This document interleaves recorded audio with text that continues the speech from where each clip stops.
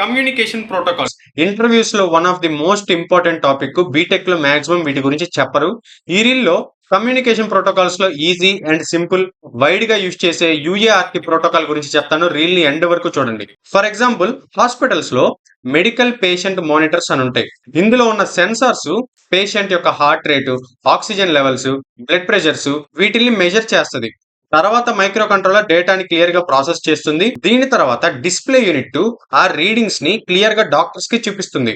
ఇక్కడ data in between controller అలాగే display unit మధ్యలో ట్రాన్స్ఫర్ అయింది. ఈ కమ్యూనికేషన్ ఎలా జరిగిందంటే యూఏఆర్టీ వల్ల. యూఏఆర్టీ అంటే యూనివర్సల్ అసింక్రోనస్ రిసీవర్ ట్రాన్స్మిటర్. ఇది ఒక serial communication protocol. In between two devices లో డేటాని బిట్ బై బిట్ ట్రాన్స్ఫర్ చేస్తుంది. ఇది బోత్ ట్రాన్స్మిటింగ్, రిసీవింగ్ ని సపోర్ట్ చేస్తుంది కాబట్టి ఇది ఒక ఫుల్ డూప్లెక్స్ కమ్యూనికేషన్. ఇది ఎందుకు అసింక్రోనస్ అంటే ఇందులో క్లాక్ సిగ్నల్ ఉండదు. For example, in between two devices data transfer జరగాలంటే two devices same baud rate ని కంటైన్ చేసుకొని ఉండాలి. ఇందులో జస్ట్ 2 వైర్స్ మాత్రమే ఉంటాయి. ఒక డివైస్ ని ట్రాన్స్మిటర్ కి కనెక్ట్ చేస్తాం, ఇంకొక డివైస్ ని రిసీవర్ కి కనెక్ట్ చేస్తాం. అందుకనే యూఏఆర్టీ హార్డ్వేర్ ఎఫిషియంట్. ఇప్పుడు జనరల్ గా రిసీవర్ కి ఎలా అర్థమవుతుంది డేటా ఎప్పుడు స్టార్ట్ అయింది, డేటా ఎప్పుడు ఎండ్ అయింది, అసలు స్టార్ట్ అయిందా లేదా అనేసి?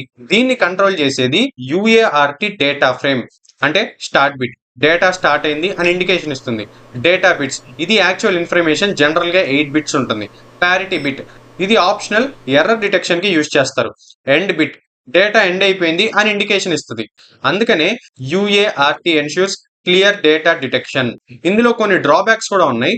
Comparing to other communication protocols like I2C, SPI వీటితో పోలిస్తే స్పీడ్ కొంచెం తక్కువగా ఉంటుంది. అలాగే ఇది పాయింట్ టు పాయింట్ కమ్యూనికేషన్ మాత్రమే. ఎర్రర్ డిటెక్షన్ కూడా చాలా తక్కువగా ఉంటుంది. కానీ యూఏఆర్టీని ఎక్కువగా ఎంబెడెడ్ సిస్టమ్స్ లో, రియల్ ఇండస్ట్రీస్ లో బాగా యూజ్ చేస్తారు. ఇక్కడ దాకా రీల్ ని చూశారు కాబట్టి యూఏఆర్టీ కమ్యూనికేషన్ లో క్లారిటీ అనేది లేకపోతే ఏం జరుగుతుంది తెలిస్తే కామెంట్స్ లో చెప్పండి. రీల్ ని లైక్ చేసి మీ ఫ్రెండ్స్ కూడా షేర్ చేయండి, ఎందుకంటే వాళ్ళు తెలుసుకోవాలి కాబట్టి. నచ్చితే ఖచ్చితంగా ఫాలో చేసుకొని పెట్టుకోండి.